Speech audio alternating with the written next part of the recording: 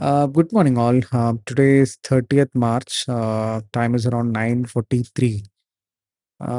It was another gap down day, and till now it seems like buyers did a small push. So the price is now trying to go above, but now around the last candle, actually 5-minute candles, there's some aggression by the sellers now. So we'll have to see if they can overpower the buyers whoever attempted in the morning. And probably we can see some, downside today. Uh, yeah. So let's see.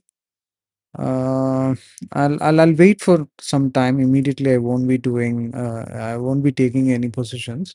I'll see if these sellers are, able to overpower the buyers. Mm, and let's see, it's an expiry day, so we might see some wild moves. All right, I'll update once I see some opportunity. Yeah. It's around 10:26 now. As we expected, the sellers actually pushed the price down. Now the price is trading around the VWAP lower band, and I'm expecting it might go and try to break that level and probably go lower. And I'm trying to see. I'm trying to get into a put. If I get a setup in this chart. Looks like they're doing it now, trying to come down. Decent aggression now, actually coming in from the sellers. And there is one issue, which is like, we are nearing 22,500. We might get some support from the psychological level, which is 22,500 level. So it's another 50 points down. I'm trying to build my position. Uh, okay, it's now trying to come. I'm using the next week expiry. Okay, my first leg is in.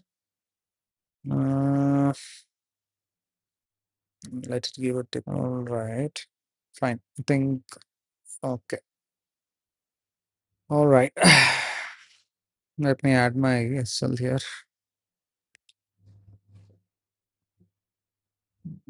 Which is okay. 21. Let me add the stop target as well. Sorry.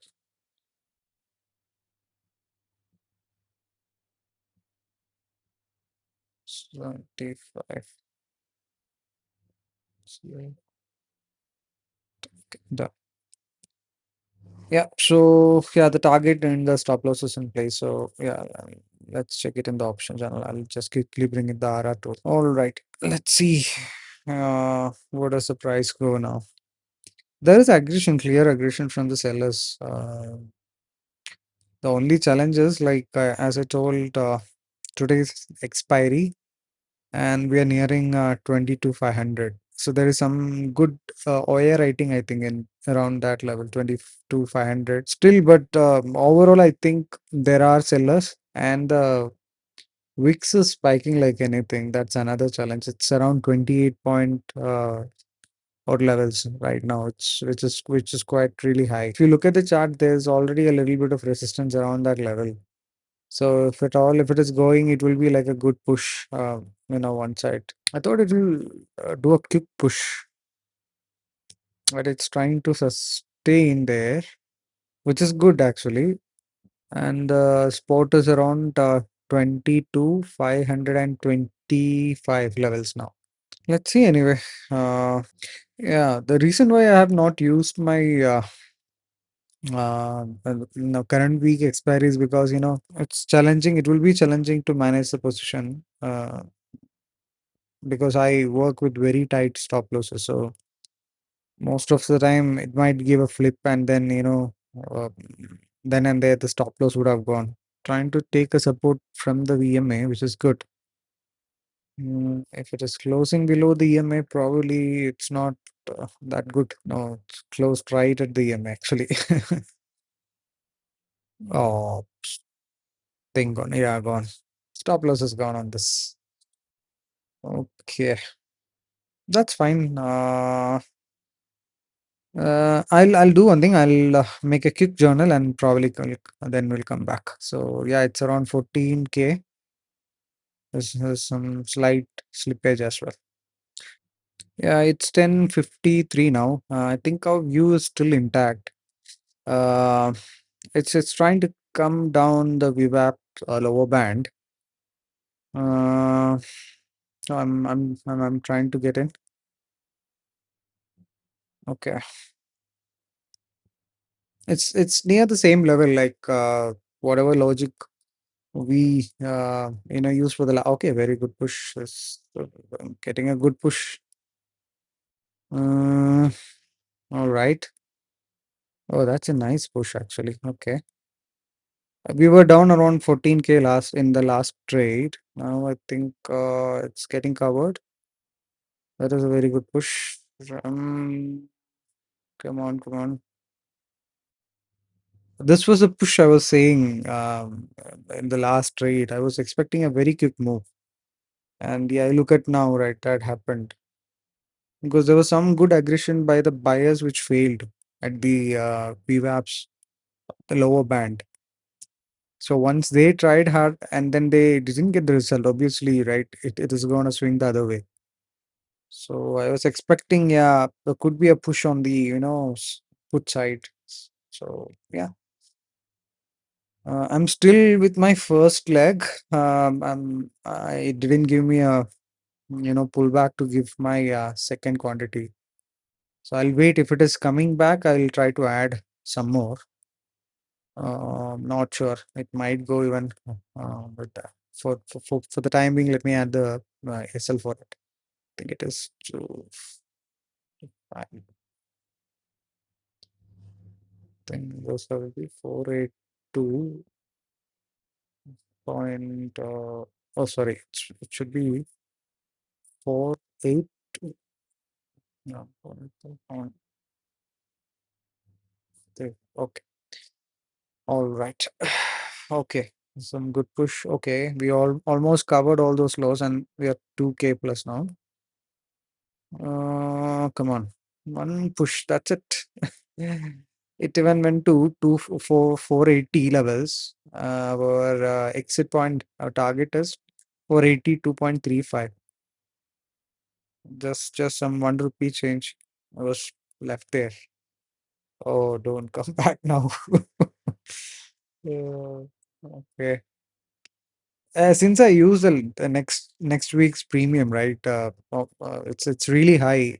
Usually it will be around what 200 odd levels, 250 within, yeah, 300 it comes. But today it's really high. It's doubled. It's sitting almost at the double price actually. Okay, now one more time. Can it make this time actually? Come on. Oh, okay. Huh. Mm, it's not. Don't. Oh, you. That's a big red candle now. What can you do? No? Seeing all those kind of, a good green candles and then suddenly it get wiped off with one single big red candle. Okay, now let me try to add some. What happened? It got rejected. I think probably I'm short of fund. Let me add this one also. No, even that is rejected. Mm-mm. Oh, okay, I think I didn't get a fill. Still trading with the initial quantity. So I'll give one more try. 195 land and try. Okay, yeah, that is not happening. Okay, I think I'm short of funds. That's fine. Probably I'll go with the same. Let's see anyway. Okay, so 21K almost now. So 21K down. Yeah, this is actually, one of the scenario where you will try to mess up your psychology because you initially we saw some good profits. It covered all the previous lows and we were in green. And then all of a sudden, just in one candle, see, it just came down and suddenly you're looking at like what, 20,000 minus. So That's something probably we should not be looking at quite often. But what to do? Uh, that's where our eyes always go to, right? The PNL part. I don't usually look at the I mean the chart and the option chart and the floating profits. Usually, I prefer looking at the numbers listed, probably the LTP price on it. That way, at least you won't, your eyes or brain will be cheated just by, not seeing those swings. So else unnecessarily, you will have to have, some unplanned decisions. Sometimes you might even, tempted to, come out of the trade in the midway, neither your target nor your SL. So I've been doing it for a long time, and finally, it's just been like what 6 months or so. I was able to kind of control my emotions and trying to stick with the process. Before the trade, yeah, if you accept, yeah, this is what's gonna happen, and on a daily basis, if it is a worse day, yeah, you will be probably closing the system with so and so amount. On a good day, you will be closing with so and so amount. So like what is your best and what is your worst figures, so you can cop up with that basically, right? Yeah. So yeah, just thought of sharing with you. Even now, my mind is kind of if I look at the chart, right, those two big red, and then there's another recovery now going on. After seeing that, I was like, yeah, should I get out now? Is it okay? Is it okay? Because already I saw like it is coming from like what 20 21K minus, and now it's all the way back up to that break even. Like, okay, now it's a good push. Okay, come on, man. This time, can it do it? This time. Oh no, think it's stopping. That's what I'm saying. This floating thing is actually kind of, it's a real tougher thing to, survive. When you see it live going tick by tick, and if you're able to kind of, sit with it, yeah, that's really a, positive thing to carry forward as a trader. And just to add one more thing, yeah, some of you were asking why the dynamic position sizing. My position size is changing every now and then, right? Yeah, because I use a fixed risk per trade model. Basically, I fix my risk. For now I'm using 11,000 risk per trade and around 22K as my profit per trade. So if you want to fix the profit or stop loss, you need to make your position sizing dynamic. So based on my stop loss, I calculate the position sizing dynamically. I have a Pine script written for that in TradingView. So I keep that particular chart open. So I can see it in on the fly, and then I don't have to create or calculate those maths when I'm trying to enter the trade. So it's there available in the screen, so I can just look at the candle and grab the values directly from there. So it's also showing me like I've coded it to give me the position sizing. I do it in batches, like in two batches. So I initially enter one leg. In this trade, I could only punch my first leg. The second leg, I was not able to punch in because of some shortage of fund. And then it gives me the target and the SL also. So those two values, I'll just put it in my terminal. And I use one click from OI Pulse as my execution software. This allows me to keep my exit points in the system, so I don't have to worry about that intermediate action, or I don't have to click those extra mouse clicks, right? That way I can eliminate that temptation where in between, if there is a feeling somewhere, I get an intuition say, hey, the profit is enough, or the target, or the losses piling up, I need to get up. So if you need to make a manual click, right, it could be anywhere, right? So yeah, that's why I thought of automating it. It was actually helping me in my process at least. All right. So looking at the chart, see again we are back. to the entry price, but it's still above the last swing, which is I think around 458 levels. Okay. Probably it looks like a longer.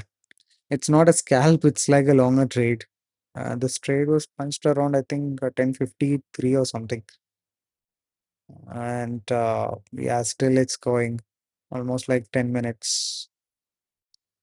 Usually my scalps won't last this longer. I used to get it done within 10 minutes or 5 minutes max. All right. And this is another reason why I used, the next week expiry because see those 10 minutes, it's kind of a really long time to hold the option. It can have its own decay. So even if the future moved in your favor, right, the decay will take out the gains in the option and then eventually it might even take out the stop loss. So on the day of expiry, I prefer using the next week's expiry options. Still hovering around the same level actually. 266, sorry, 466, 467, 466, 468, okay, 468, 466. A push has to come actually. Yeah, 470, 470. Let it go. Let it go this time, please, please. And again, come on, 470, 470. It's sustaining above 470, 471. Come on, 470, 471, 473. Good, good. 473, good. 473, 472. Come on, man. One push now. If it's gonna happen in this try, it has to actually. Okay, the candle closed. That's a good candle. Can we get a follow up on it? 474. Come on. Looking like a good candle. It can actually. Okay, good, good. 76, 77. There will be stop losses lying on the top. It might do a flick. Now, come on, come on, come on, come on, come on. Okay, 78. Don't come down now. 79. Good, good. Come on. 79. It went to 79. 479. Oh, come on. Come on, man. This time at least, come on. 479. Still holding the 479. Okay, come on. 479. 70, 78. mm, 77. 79. Come on. 7. Okay, great. That's gone. See, that's what happened. That was a good trade. Think, yeah, compare. I think this one really worked in our favor. Though we went with partial quantity, we were not able to add our full quantity in it. But still, yeah, it covered the previous 14K loss, and then we are in 4.7K profit, which is good. Yeah, it's two trades for the day. I think what was it? Yeah, over here, really, I think there was some 300 odd levels. Yeah, this one. This is what we decided. Let's try. When this buyer failed, that's when we decided if can get a opportunity on the put, we can go in. So that worked fine. All right, then I think I will stop for the day. Uh, it's 11:10 now anyway, and the expiry also. So all right then. I'm closing it. So see you on day after. Okay. Bye bye. Till then, stay calm and trade safely. Bye.